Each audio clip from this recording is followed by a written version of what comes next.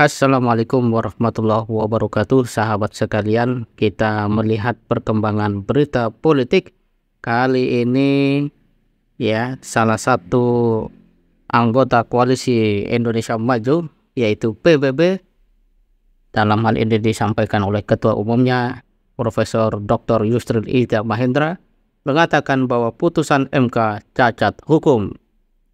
Dia mengatakan, saya akan sampaikan ke Prabowo. Wah, ini nampaknya mulai mengundang tensi.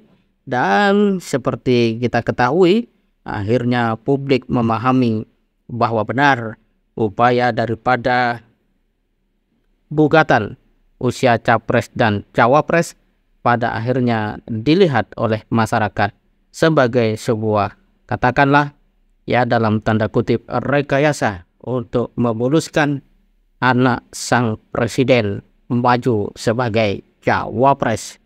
Namun, mungkin saja secara regulasi Presiden Jokowi dapat dengan mudah mengantarkan putranya lolos secara regulasi untuk bisa tampil dalam Pilpres tahun 2024. Namun, apakah kemudian respon dari pihak-pihak yang katakanlah mengerti tentang hukum tata negara, termasuk pandangan publik yang begitu luas, dapat dikendalikan?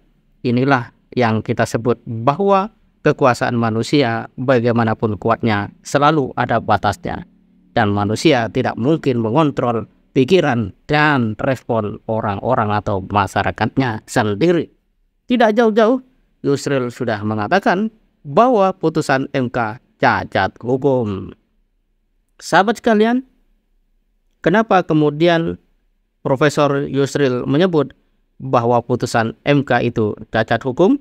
Ya, hal itu karena putusan MK disebut mengakomodasi Wali Kota Solo Gibran Rakabuming Raka menjadi calon wakil presiden pendamping Prabowo. Selaku pakar hukum tata negara, Yusril merasa perlu menyampaikan pandangannya kepada Prabowo terkait putusan tersebut jika ingin menggandeng Gibran.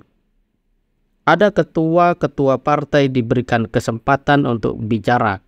Saya akan menyampaikan apa yang saya pikirkan hari ini, karena memang walaupun saya ketua partai, tetapi saya tidak dapat melepaskan diri saya sebagai akademisi dalam berbagai disiplin ilmu, khususnya akademisi di bidang hukum tata negara. Saya tahu putusan MK itu problematik, ujar Yusril dalam diskusi kedai kopi bertajuk Menakar Pilpres pasca putusan MK di Jakarta, Selasa 17 Oktober 2023. Sahabat sekalian, dorongan Yusril menilai bahwa itu cacat hukum dan problematik dikarenakan memang Yusril melihat dirinya sebagai seorang ahli hukum tata negara, mengerti bahwa ada soal yang serius yang mungkin dilupakan oleh MK. Ya, Yusril kemudian mengatakan bahwa putusan MK mengandung satu cacat hukum serius. Hal itu karena putusan tersebut mengandung penyelundupan hukum. Salah satunya dua pendapat berbeda hakim, dissenting opinion, disebut sebagai concurring opinion, pendapat bersamaan. Sahabat kalian, lebih jauh Yusril mengatakan bahwa saya tahu implikasi-implikasinya dan kalau dilaksanakan bisa kontroversial dan saya akan sampaikan itu kepada rapat koalisi dan kita lihat nanti pandangan dari ketua-ketua partai yang lain dan kita musyawarahkan. Andai pun dikatakan ya meskipun kontroversial kita jalan terus mengajukan Pak Gibran, ya saya sebagai anggota koalisi, ya saya mengatakan menghormati putusan koalisi, ujar Yusril. Tetapi menurut Yusril, kita tahu bahwa posisi atau jabatan cawapres ini adalah jabatan yang sangat penting. Posisi penting. Jabatan yang ingin dikontestasikan ini kan bukan sembarang jabatan. Ini jabatan presiden, wakil presiden. Kalau itu menimbulkan persoalan legitimasi, keabsahan itu dampaknya bagi keputusan-keputusan diambil, kata Yusril. Sahabat kalian, dengan demikian maka apa yang menjadi keputusan MK betul-betul mengundang perhatian ya, diskusi berbagai pihak mulai dari pakar dan masyarakat biasa.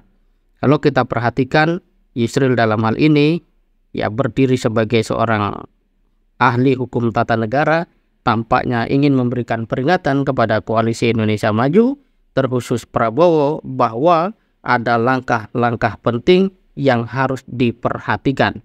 Jangan sampai demi alasan-alasan politik, Prabowo kemudian main iya saja, Koalisi Indonesia Maju main iya saja, dan itu berarti tidak ada yang namanya kepekaan terhadap konstitusi satu sisi, kedua tidak peka ya terhadap aspirasi rakyat sisi yang lain, dan ketiga boleh jadi kepentingan politik itu akan membuat koalisi kuat untuk sementara waktu, namun digugat pada waktu-waktu yang akan mendatang. Sahabat sekalian, mulai hari ini masyarakat sudah sudah mengerti bahwa upaya-upaya politik seharusnya dijalankan dengan etik, dengan norma, dengan moral, dan tentu saja kepatutan. Dan sayangnya itu semakin hari nampak justru semakin jauh. Dan dalam hal ini publik akan melihat apakah masih ada pemimpin-pemimpin partai politik yang melihat masalah ini adalah masalah yang sangat serius, atau mereka tidak peduli, yang penting bisa menang. Soal rakyat, soal hukum, soal konstitusi, biarlah nanti. Toh yang terpenting kalau jadi pejabat semua bisa diubah. Masalahnya tidak mungkin orang yang keluar dari kolam renang akan menggunakan atau dengan tetap pada posisi bajunya kering.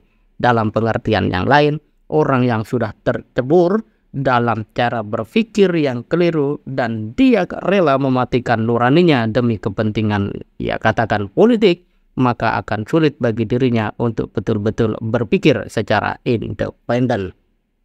Oleh karena itu, langkah Profesor Yusril dalam hal ini secara akademik, secara empiris adalah penting dan harus dilakukan.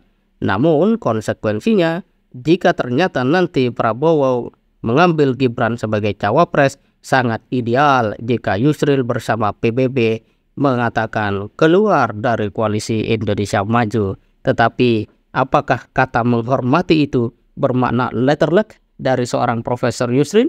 Ataukah kata menghormati itu menunjukkan sebuah katakanlah ultimatum bahwa jika kemudian ternyata betul Prabowo berpasangan dengan Gibran, maka PBB keluar dan mencari atau bergabung dengan koalisi yang lain. Kita tunggu saja sahabat sekalian, dan hari-hari mendatang sepertinya akan semakin menarik untuk kita perhatikan. Semoga bermanfaat. Assalamualaikum warahmatullahi wabarakatuh.